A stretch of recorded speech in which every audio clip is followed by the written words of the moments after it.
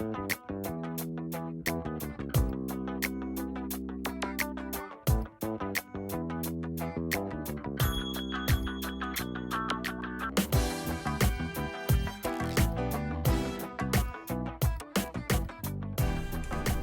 everybody, Donna Legault, career coach.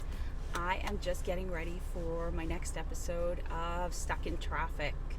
I am going to be talking with Terry Cutler. Terry Cutler is an internet whiz. He is what is called an ethical hacker.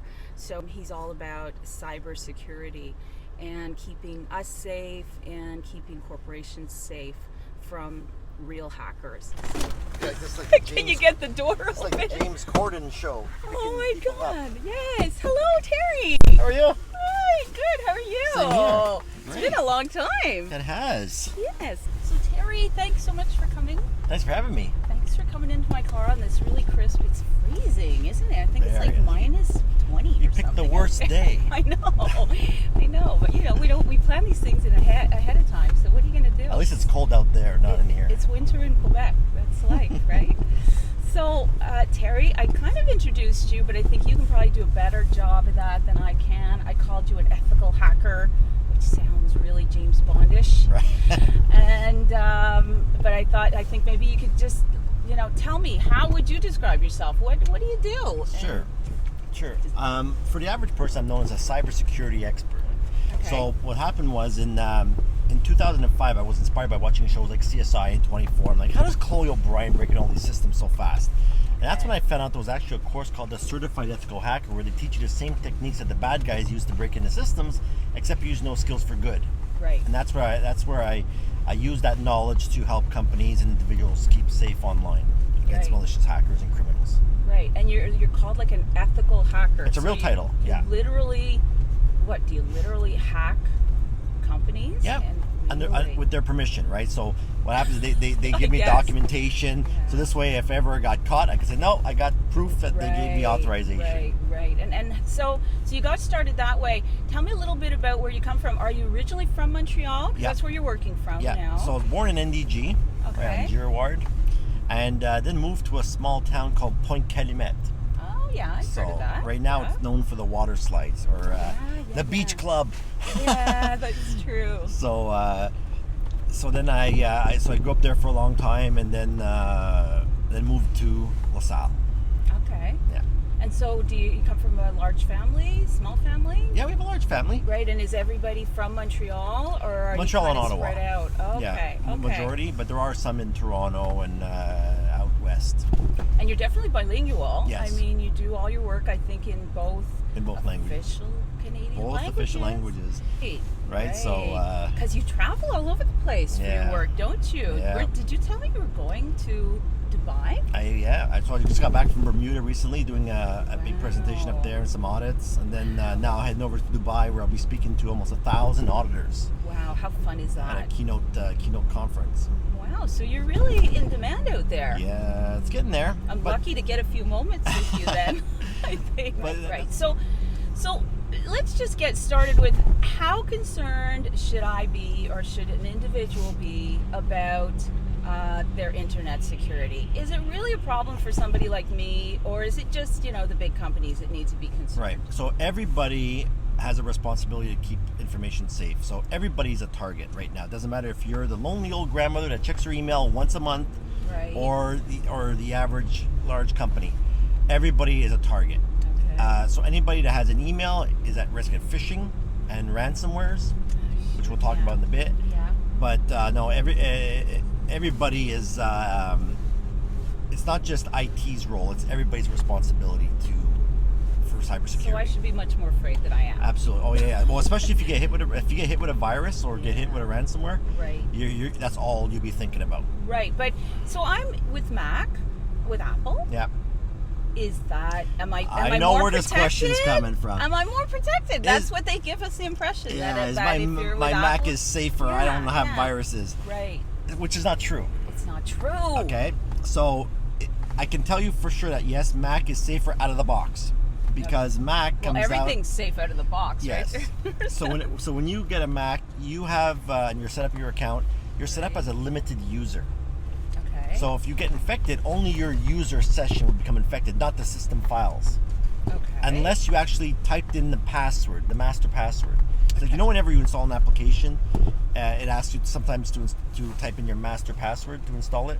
Right. Often. So, So if that ever happened with a virus, you'd be done.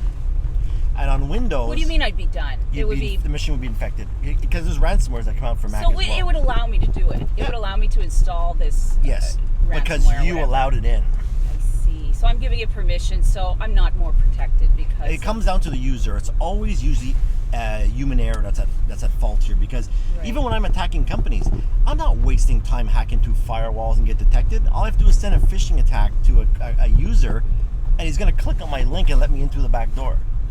Yeah. So let's get to those kind of things, because I go on Facebook occasionally. I'm sure a lot of people use Facebook still, Instagram, all this social media. Right. We're all using it, and you see these things that people share, and they look funky to me, but obviously if people are sharing it, it doesn't look funky to everybody. Right. And so I'm thinking, what are those things? When we repost or share these things that they look inoffensive, but I think, they're malicious. In other words, what are they doing? What's happening? There's a couple of things that happen, like say you reshare a post that was spam or something like that, right? It'll work at first, but then Facebook will eventually clean that up. But what happens is when you interact with this post, it allows the scammers to retarget you because you interacted with that post. The other thing that can happen too. What do you mean retarget me? Because I did interact, they say, oh, this is a good target? Yeah, they could put out an ad or put out another post that says target everybody who just clicked on that last post. I see. And then you'll get another type of post. See. So because you're kind of advertising that you're open to this kind of thing. Exactly. That you're not as savvy, let's say. Right. You're a little naive about some of the posts. That's right. And that's why sometimes you'll notice that, hey, I'll receive a friend request from Donna Legault. I'm like, wait a minute, I'm already connected to her. Yeah. And I thought maybe her account got hacked. I'll re-add her. Right. And then all of a sudden you'll get a message saying, hey, is this you on Facebook? And it's a link to a video. And the moment you click it, you spam all your friends. Right. So what does happen? So you say I spam all my friends. What literally happens when I press on that video? So that usually happens is that infects the Facebook network. It spams their system, and then then Facebook gets an alert saying there's some malicious stuff going on. It's going to stop it. Right. But sometimes it says you need to install this app, and you'll click on it, and all of a sudden it asks you to log in.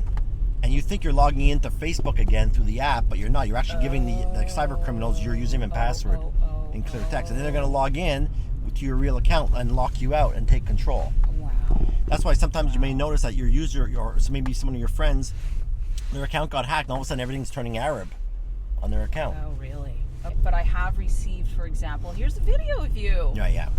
I did receive that through Messenger.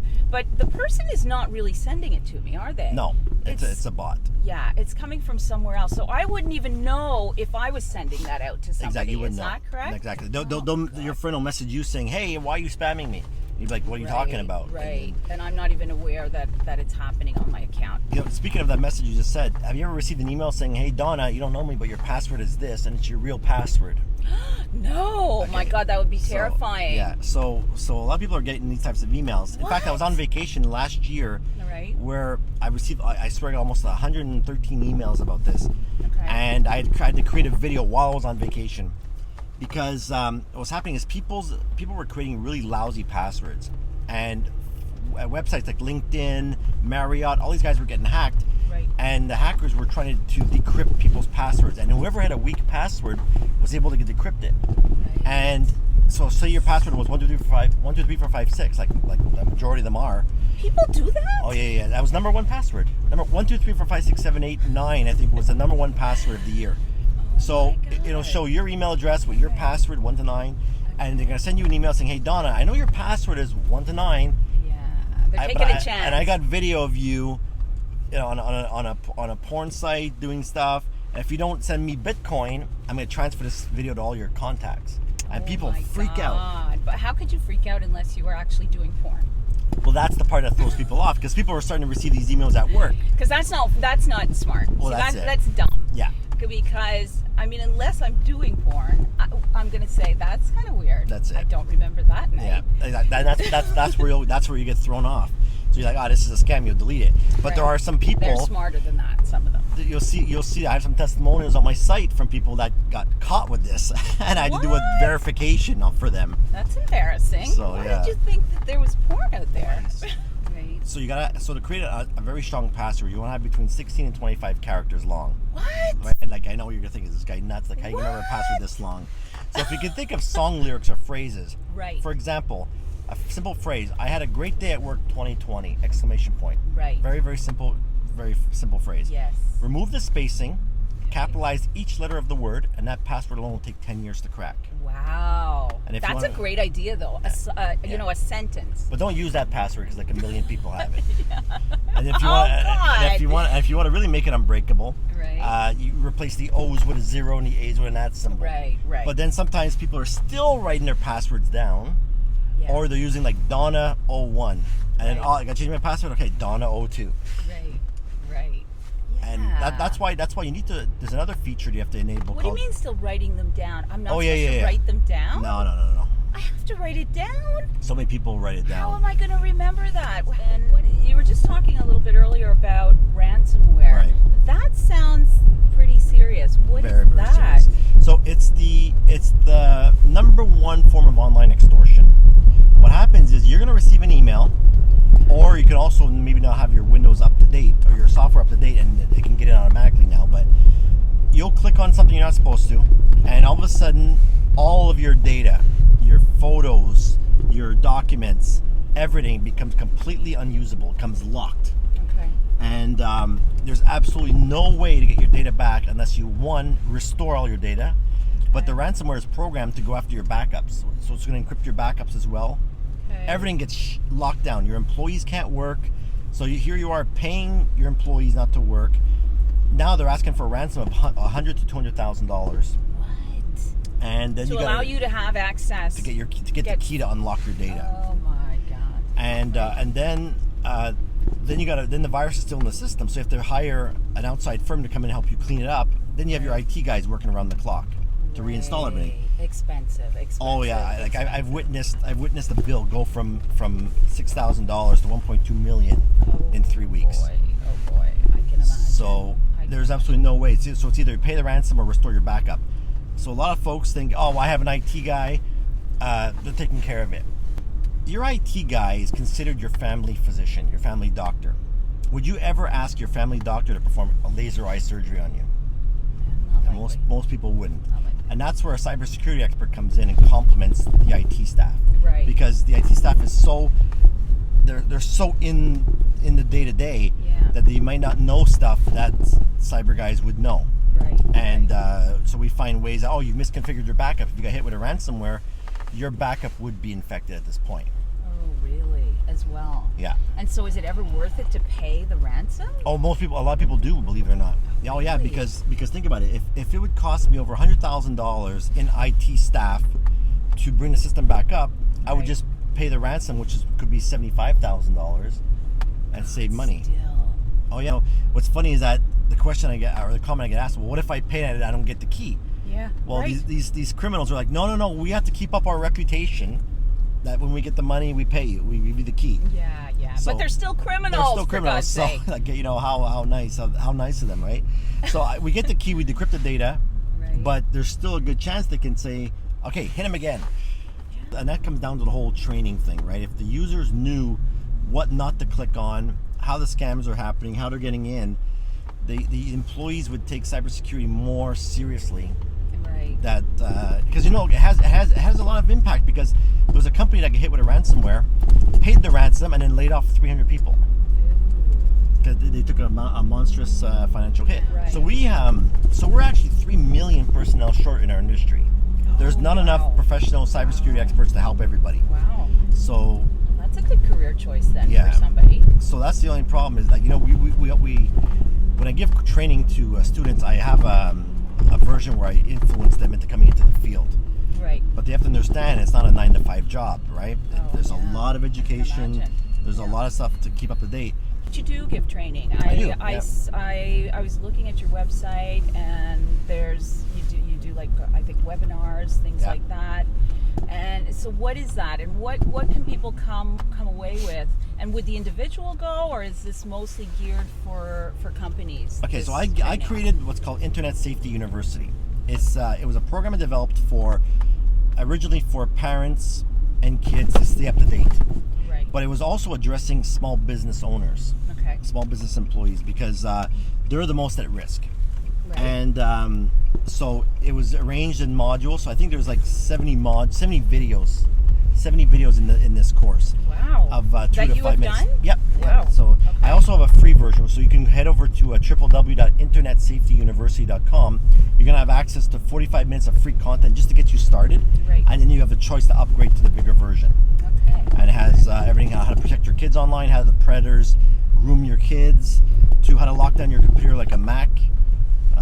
All that stuff's in there. How to enable the two-step verification for all your social media sites. Wow! So everybody can go do that. Yeah. That's available to individuals. That's right. And it's free, you're saying? Yeah. Well, the full version isn't. Okay, but there was a reduced version. That's okay. It, yeah. Okay. Actually, going back to a comment about passwords, in order to have a strong system, you have to have a great password. But at the same time, you need to enable what's called two-step verification. This is a system. All social media sites. I've seen that, Terry. And I did it, and then I was like, I hate this. Yeah. But it's necessary. Really? So you're gonna type in you're gonna enroll your cell phone into Facebook or Gmail, and what'll happen is that for the first time it's gonna send you a random code to your phone. Yeah. So you're gonna type in your username and password and a random code to your phone to be able to log in. And this way, if somebody hacks your password, they're not gonna be able to get in without that text message to your phone. Oh, I see. Yeah. But I remember that I did it, and then I went back. Yeah, you got to turn it back on because everybody's accounts are getting hacked now. I got lazy because it's not about convenience. That's the problem. No. Cybersecurity is not about convenience. No. Because I tell you, once you get hacked, it takes a very long time to recuperate your accounts. Yeah. And the other thing is, I'm thinking about like our debit cards and things like that, right? Mm-hmm. That worries me a lot because I've had the occasion where the bank has called me and said, you need to come in and reset your code here because we see some weird things happening on your card. So that has happened to me. So there's not too much we can do about that. Really, eh? Well, the banks will reimburse you 90% of the time. Right. And they'll just reissue a new card. Same for your Visa or whatever. Usually they're pretty good at. We're pretty protected. So your course, you say, is for individuals, but it's also for companies, right? Yeah. And so what does that look like? And what will that, for a company that's out there thinking, well, what have I got to gain from that course? Yeah. What would it look like? It's basically it's making the human more. We call it the human firewall. They're the front line of defense. So if your users don't know what to do, they're going to get you infected. So in this training, you're going to learn things like how to decipher a phishing attack. I'm also going to show you what's called a look over my shoulder demonstration of how I actually phish somebody else. So you get to see what happens when they click on my link. What do I see behind the scenes? So they get to understand what it's like. Right. Like when they're surfing online, what not to click on. Things like, hey, your computer's running slow.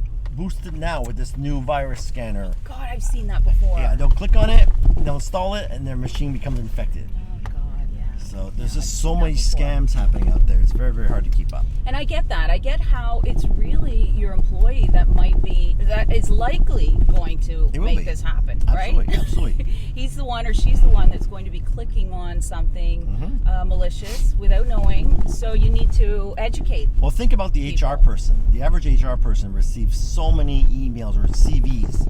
Yeah. Every single attachment is a chance for a hacker to get in. Absolutely, and you say that, Terry, and I do recruiting, and I was just thinking about that last week, thinking that we were going to be meeting.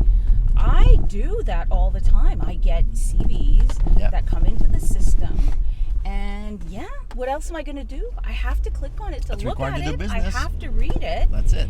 But I was thinking about that. I thought anybody could be sending anything at all. And you wouldn't. I get that question. A question I get often a lot. I get asked a lot is that, well, I have an antivirus.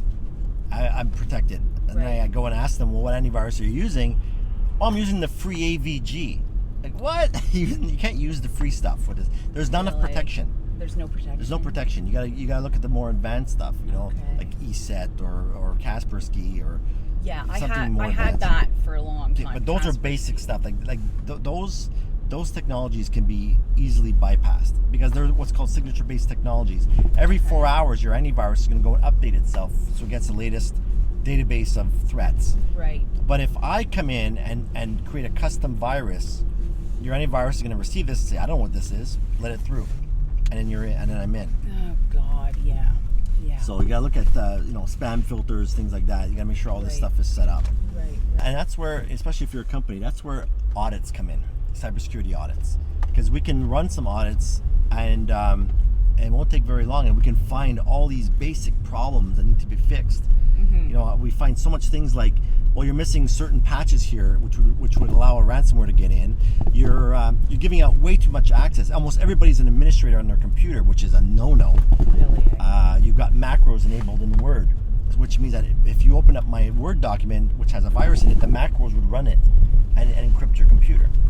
Yeah, I see that often. Like, I'll get a document and it'll say, do you want to disable the macros? Yeah. What is that? Well, those are advanced features that Word or Excel can do for you. It's Excel? It's in Excel that I do this? But I can run some scripts inside the Word document, or inside the Excel file, I should say, and the moment you enable the macros, it's going to run it, and then it can encrypt your machine. God. So I should disable them? You need to disable them, yeah. Be very, very careful who you receive documents from. And that's another problem too, because people tell me, oh, I only open up documents from people I know. Right. Well, there's ways for us to spoof these emails to thinking it's from someone you know. Yeah. Oh no, I've seen that too. I just got one this week actually from somebody. I went, oh my God, I haven't heard from him in ages. Right. No, it's not him. I looked at it. I didn't even open it. I just kind of, I don't know. I get this kind of spidey sense. To tell you a funny story about in my past life, I used to work for HP, and so my girlfriend at the time sends me an email to my personal account before I left for work saying, hey, check out these links. I'm like, whatever, going to work. So I go to work, I arrive a bit early, sit down, load up my email, and I receive the same email from her at work saying, check out these links. I'm like, well, what could be so urgent? So I click on the link, all of a sudden all these porn pop-ups start showing up. Jesus. So I'm trying to close everything, and I power off my computer. I'm thinking, I'm safe. And then I hear somebody at the very back of the call center, who's Terry Cutler sending me porn? and then it affects the address book of the whole HP system, and it starts sending out spam to like 20,000 employees at a time, and then it gets re-spammed once they open it. And you thought you had a fantastic girlfriend for a minute there. So where should people go to connect with you? Well, they can go to terrycutler.com. That's my main portal, I should say. Okay. And then from there you can go to my YouTube channels, my LinkedIn. I do a lot of connection on LinkedIn, do a lot of stuff on there, and I even put together a webinar that actually shows how and why the hackers are getting in, because most people are protecting their networks like they protect their home, and so I'm going to show you why that's a no-no. So you can view that actually at www.cyologylabs.com/webinar. Okay. So if anybody watching, they can reach out and I'll get that to them. It's a free webinar. Right. Well, it was great. It was fun. Thanks for having me. Thanks so much for coming. Thank you. And we made it through, even though it's freezing cold. We're nice and toasty warm in here. Seriously. I'm actually overheating.